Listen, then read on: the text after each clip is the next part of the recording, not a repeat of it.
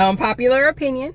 A lot of women can spot flaws and problems from everywhere around them except from within. She can look at a man and tell that he's emotionally unavailable. She can look at a friend and tell that she's toxic. She can clock a red flag from a mile away. She can analyze every situation and problem around her and help everybody solve their shit like she was a psych major in school. But when it comes to her, baby, she becomes Ray Charles to the bullshit. She can't see shit. It's radio silence over here. Straight crickets. The Wi-Fi signal drops. She will not look at herself and tell you that there is a problem because to her, she's perfect. But why is that?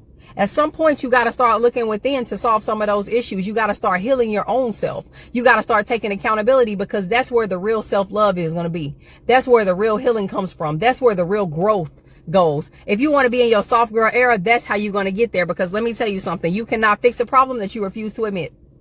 And maybe the dating pool don't got that much piss in it, baby. Maybe the world ain't as fucked up as you think it is. Maybe it's you.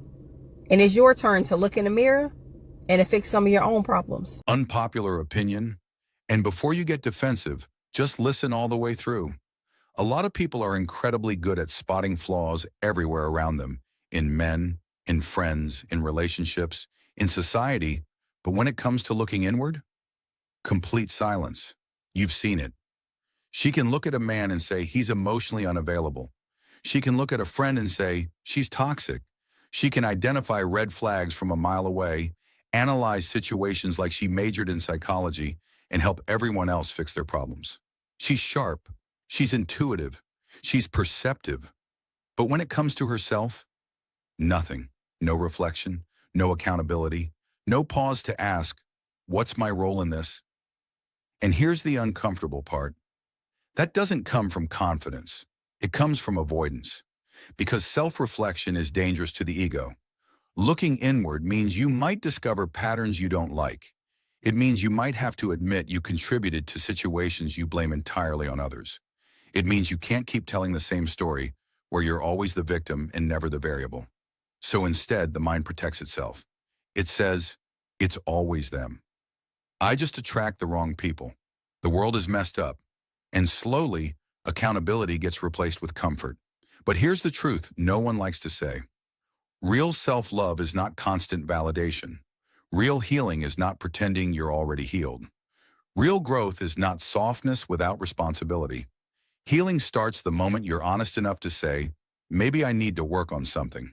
Because you cannot fix a problem you refuse to admit exists. And until that moment happens, nothing changes, not your relationships, not your peace, not the kind of people you attract.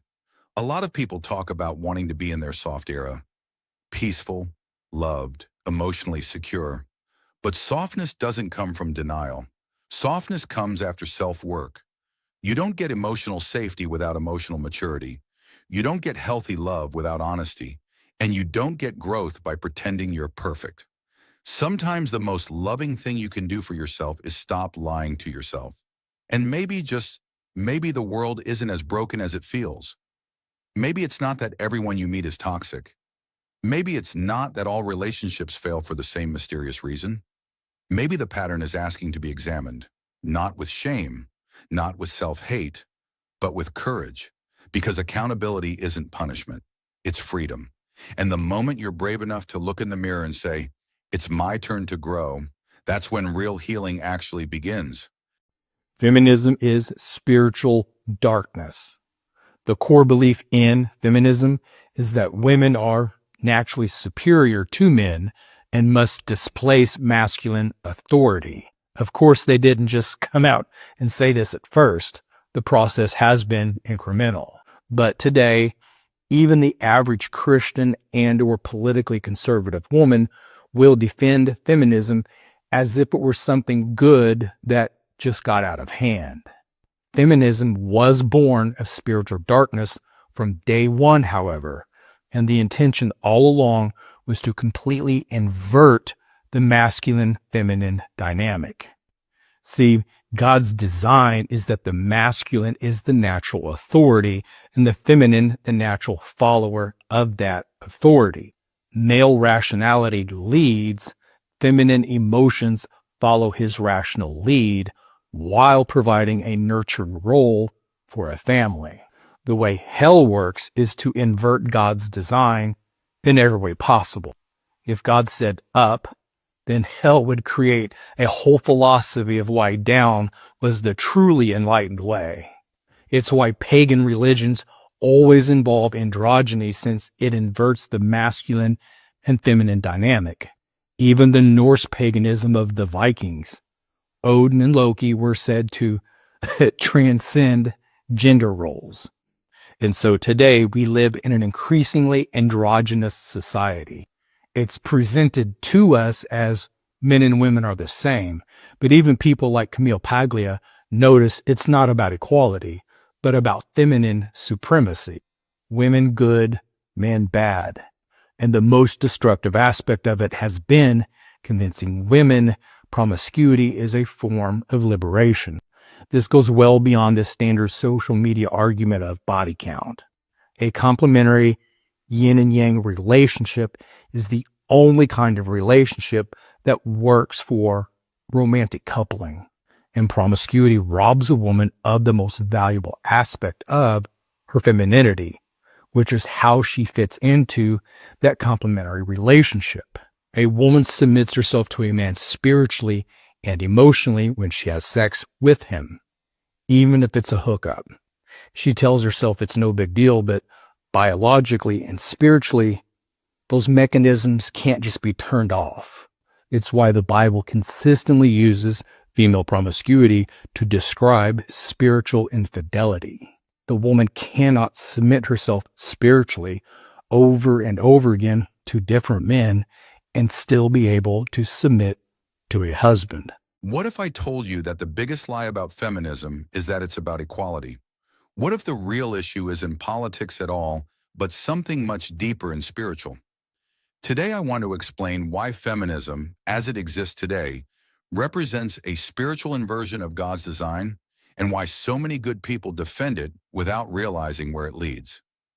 From the very beginning, the Bible presents men and women as equal in value, but different in role. Masculinity and femininity are not enemies, they are complementary.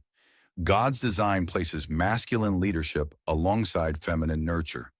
Not because men are better, but because order requires structure. Rational leadership paired with emotional intelligence creates balance, especially in families and relationships. This isn't oppression, it's cooperation. Evil rarely attacks God's design directly. Instead, it inverts it. Scripture warns us about calling good evil and evil good.